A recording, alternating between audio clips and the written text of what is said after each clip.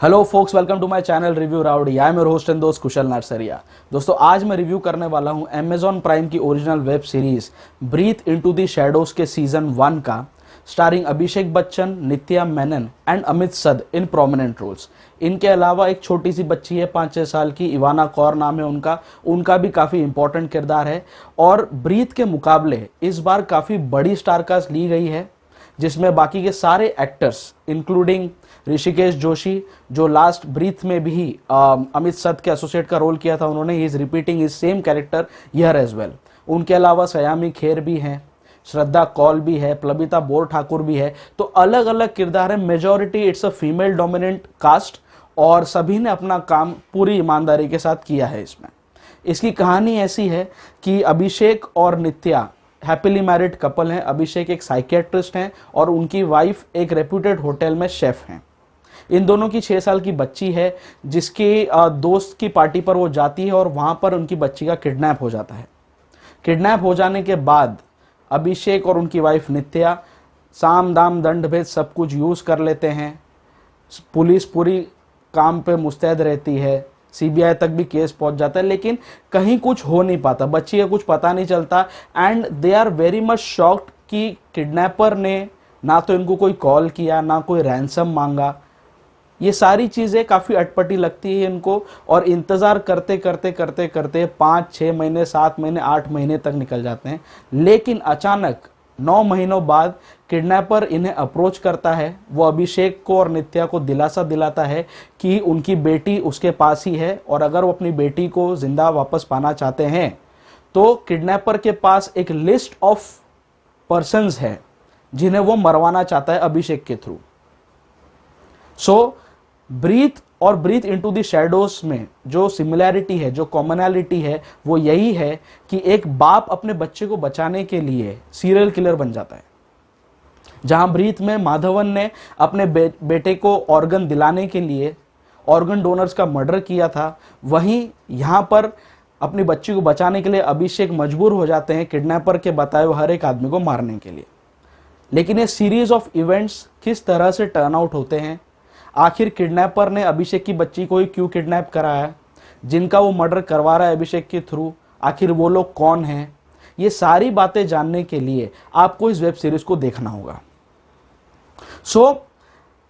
इस web series में 2 सबसे बड़ी खामियां मुझे लगी, जो सबसे बड़ी, जो काफ़ी ज़्यादा स्टार्कली एविडेंट है, वो ये है कि एक तो इसमें जो टाइमलाइंस दिखाई हैं वो काफ़ी ज़्यादा हरीड है और काफ़ी ज़्यादा अनजस्टिफाइड है। जिस तरह से बच्ची के किडनैप हो जाने के बाद 5 महीने 6 महीने ऐसे निकल जाते हैं, 9 महीने निकल जाते हैं, तुरंत दिखाया। फर्स्ट एपिसोड में आपको फटाफट फटाफट कहानी भागते हुए दिखाई गई है, कुछ जस्टिफिकेशन दिया नहीं गया। अचानक से कैरेक्टर आते हैं, बोलते हैं अरे 6 महीने हो गए बच्ची नहीं मिली, 7 महीने हो गए बच्ची नहीं मिली। तो ये 6 महीने 7 महीने में आखिर हुआ क्या, किस तरह के एफर्ट्स माँ बाप ने लिए, किस तरह के एफर्ट्स पुलिस ने लिए, किस तरह की सक्सेस मिली, किस तरह का फेलियर उन्हें मिला, ये सारी चीजें भी अगर दिखाई जाती तो थोड़ा ग्रेविटास मिलता नैरेटिव को।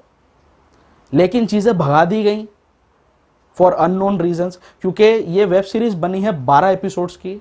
हर एक एपिसोड दोस्तों ऑलमोस्ट 45 मिनट्स का है। तो आप अगर इसे देखने का डिसीजन लेते हैं तो 9+ आवर्स का टाइम इन्वेस्टमेंट है इसके अंदर। तो जब आप 9 साढ़े 9 घंटे की आप वेब सीरीज बना ही रहे हो, उसमें 15 मिनट थोड़ा और ऐड कर देते,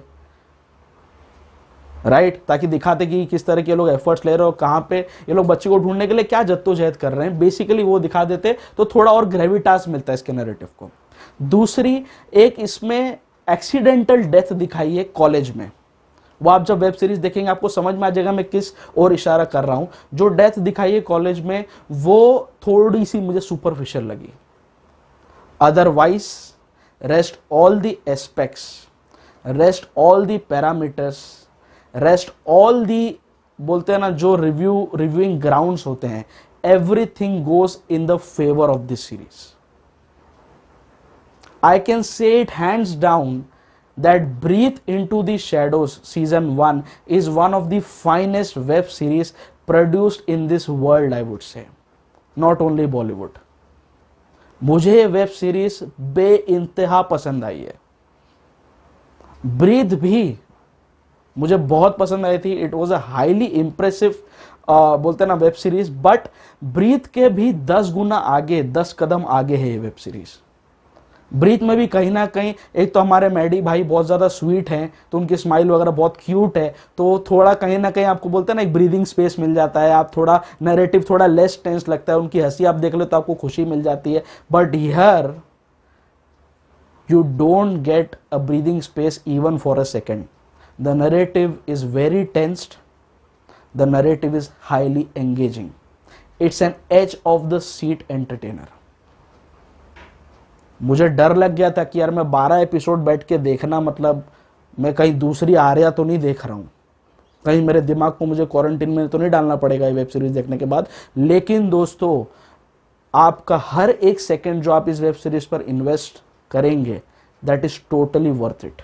It is one of the finest web series ever produced. ये पूरी web series can act as a case study, as a subject material for studying human psychology. जब से ये वेब सीरीज रिलीज हुई है 90% रिव्यूज इसके फेवर में गए हैं, तभी इसकी IMDb रेटिंग ऑलमोस्ट 8 तक टच कर गई है। काफी अच्छी रिव्यूज इसको मिले हैं, बट जो लोग इसको डिटेस्ट कर रहे हैं उनको आई एम श्योर असुर भी पसंद नहीं आई होगी। सो जैसे असुर में the narrative was linked to Indian mythology, यहां पर भी कुछ वैसा ही है दोस्तों। The series of murders, the intention of the killer, the intention of the kidnapper, everything is been linked to Hindu mythology.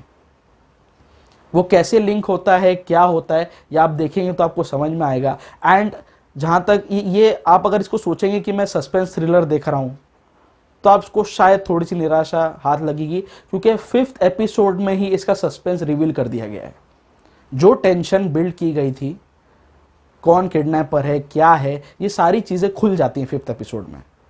तो कहीं ना कहीं आप लेट डाउन फील करते हो, बट अगर ये लोग चीज वहां पे नहीं डाइवर्ज करते, डिटेल्स नहीं डिस्क्लोज करते, तो आगे जो ये कहना चाह रहे हैं, जो नैरेटिव के थ्रू ये दिखाना चाह रहे हैं, वो पॉसिबल नहीं हो पाता। That is the reason I am not detesting their effort in this. आप इसे सस्पेंस थ्रिलर देख के समझ के मत बैठना इसको देखने। It's a crime drama, it's a crime thriller. So psychology को, ह्यूमन साइकोलॉजी को समझने के लिए इसके मेकर्स ने बहुत डिटेल रिसर्च की है, जो दिखती है स्क्रीन पर। 9 घंटे तक ऑडियंस को एंगेज रखना, उन्हें इंट्रीग्ड रखना, उन्हें एंटरटेन रखना खाने का काम नहीं है दोस्तों। इसीलिए मैं इसके डायरेक्टर मयंक शर्मा को दाद देना चाहूँगा, उनको अपनी तरफ से राउडी ब्राउनी पॉइंट्स देना चाहूँगा। He has done a fantabulous job. आसान नहीं है ये करना। लोग 3-3 घंटे की झंडू जैसी फिल्में बनाते हैं, 2-2 घंटे की बकवास फिल्में बनाते हैं। ये बंदे ने 9 घंटे का नैरेटिव दिया आपके सामने, and every second is bloody engaging. कहीं पर भी नैरेटिव डाइवर्ज नहीं होता, कहीं पे भी ऑफ ट्रैक नहीं जाता, टोटल फोकस बना के रखा हुआ है।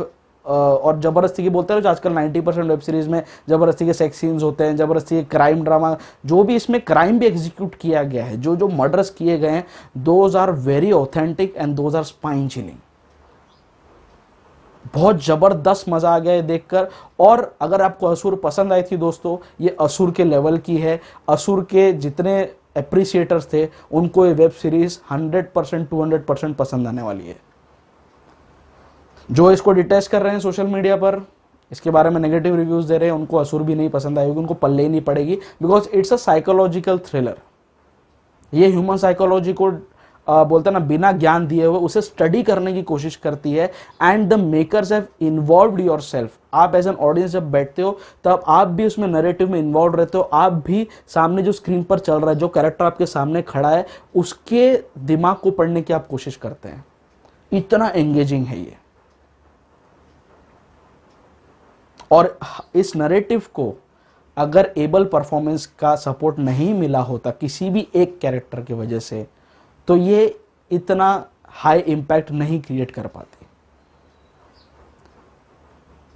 बहुत साल बाद अभिषेक बच्चन को स्क्रीन पर देखकर बहुत अच्छा लगा, और ये बंदा अकेला आया, पूरे मैदान में खड़ा हुआ, इसको लेकर कितने सारे मीम्स बने लास्ट कुछ सालों में, ये खाली बैठा है, नेपोटिज्म का नालायक प्रोडक्ट है, दिस एंड दैट, क्या नहीं बोलते अभिषेक बच्चन के बारे में लोगों को। लेकिन इस वेब सीरीज़ में अभिषेक ने दिखा दिया कि भैया मैं अकेला ही काफ़ी हूँ, मैं अकेला 6 फुट का जब मैं खड़ा होऊंगा और आप लोग मेरे लिए रोल्स लिखोगे specifically keeping my character traits in mind, तो फिर मैं पूरा मैदान साफ कर दूंगा अकेले सिंगल हैंडेडली। ये अभिषेक ने जता दिया। What a fantabulous performance.